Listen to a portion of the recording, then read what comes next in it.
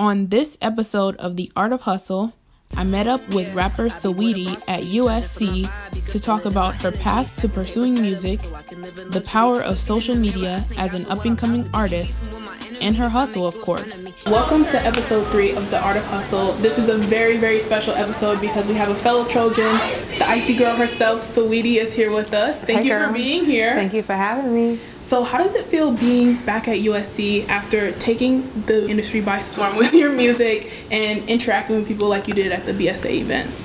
I loved it. I love coming back and just, talking to the Black Student Union because it's important for me to share my story so that they can learn from what I've learned from and hopefully get insight to help them with their journey. So when you were here, you went to the Edinburgh School, correct? Mm-hmm. And so you studied communications with the emphasis in business. Mm-hmm. Where did you see your career going when you were here in school? With every class, I would try to see how I could apply it to my career in music or how I could apply it to business because I didn't want it to be a waste. One thing I wish I would have did was believed in myself because I wanted to major in music, but I was like, I don't even know if I'm gonna make it, so I'm not gonna do it. So what was the point that you decided that music was going to be it, and what were the steps that you took to kind of start to pursue that? I believe that was a year after I graduated, so maybe last year, top of, 2017? Yeah, 2017, the top of 2017. Mm-hmm. I think after I declined my third offer to work in a hospital, because I wanted to get a job that paid a lot, but then the jobs didn't have nothing to do with music. So I'm like, okay, if you're gonna turn this down, you gotta go hard because you're broke and you need to figure it out. And that's when I decided that I was going to pursue music 100%. Your anniversary for Icy Girl was also this year, so it's all been in the span of a year. You went gold this year. Mm-hmm. How has it been pursuing your first single through Instagram in the non-traditional way, because the music industry was not so internet based as it is right now? Mm-hmm. And how do you think that helped you to pave your lane as yourself in the music industry? I was able to pave my way by just being consistent, posting on SoundCloud, Twitter, and Instagram.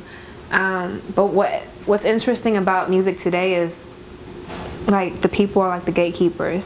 So we're able to create our own fan base and our own sensation. So I feel like me just being very proactive on my social media platforms, that's what helped.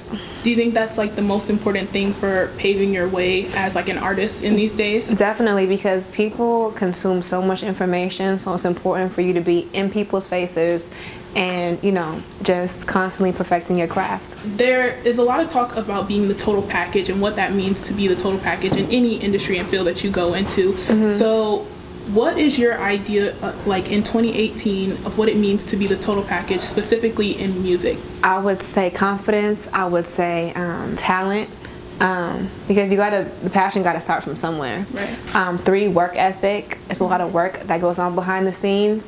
And 4, just being social, because it's important to build these relationships with people who are gonna eventually help further your career.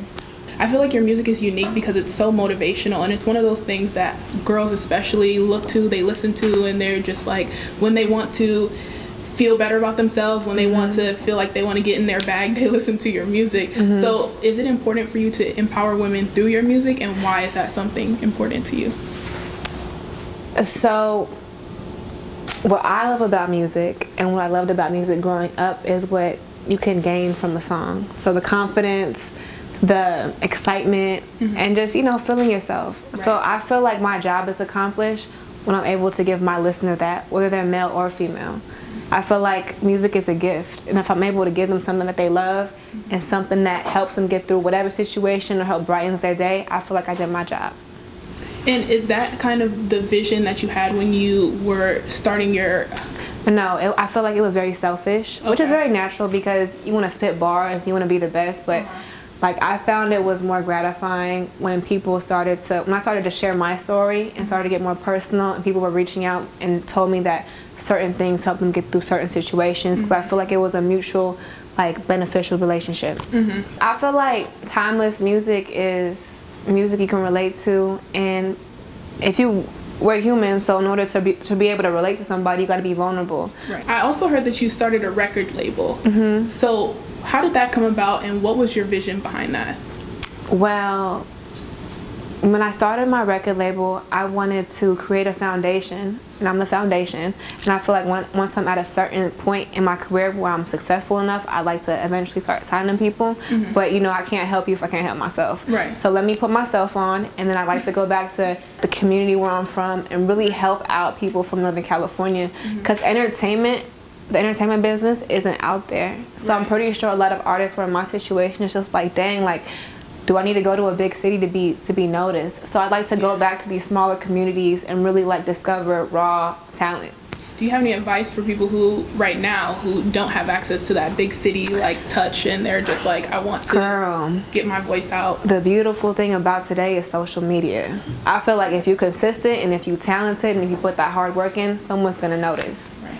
Do you have any advice for just kind of how you maintain your mental health and like being in a good space with yourself? Like, you talk a lot about your relationship with yourself, so do you have any advice for people just kind of staying on top of that and staying in a good mental space when they're going through these trials and tribulations of like life and work and career and stuff like that? Just taking it day by day. In the Black Student meeting, I mentioned Gary Vee. He gives a lot of great advice, and one thing I've learned from him was just living in the moment.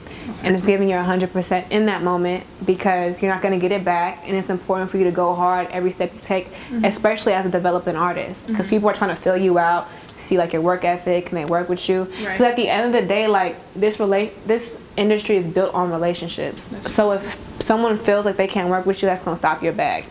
Speaking of working with people, so you've had like such a wide range of talent that you've been working with, like No ID, like Zaytoven, London on the Track, and even like we saw you were in the studio with Timbaland. How does collaborating with talented artists and all of the people that you are interested in working with help you to hone in on your style and your voice as an artist? Well, as a brand new artist, I'm like learning so much, and they're so seasoned, so of course like they know way more than me.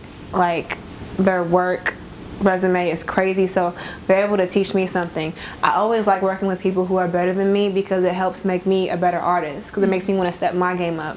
So I really like cherish those moments that I have with other artists and producers, because I'm able to learn from it. Big picture, like 10 years from now, where do you see your brand going? Where do you want your business to be, and kind of what are some of the things that you want to touch on? In 10 years, I'll probably watch this video in 10 years, and everything I say, I do.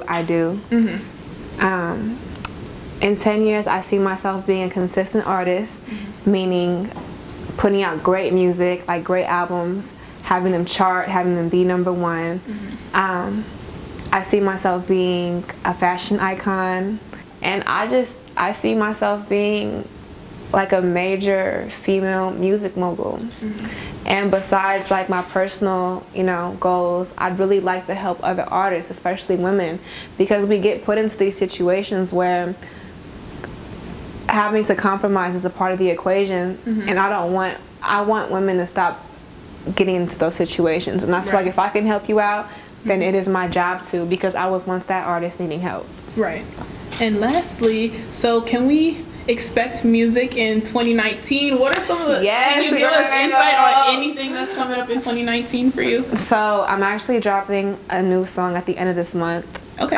November? Yeah, November. It's called Pissed. But following Pissed will be a release of a string of new songs that I've been working on. We already have them in the can, so it's all about that strategy. Nice. But yeah, we have a lot of music. All right. Waiting to come out in 2019. Yay! All right. Well, thank you so much for being here. We really appreciate it, and you're so insightful, and you're so driven and motivated, and we just, you know, love feeling that energy. So thank you for being here. Thank you. I'd love to come back. Yes, come back. All right.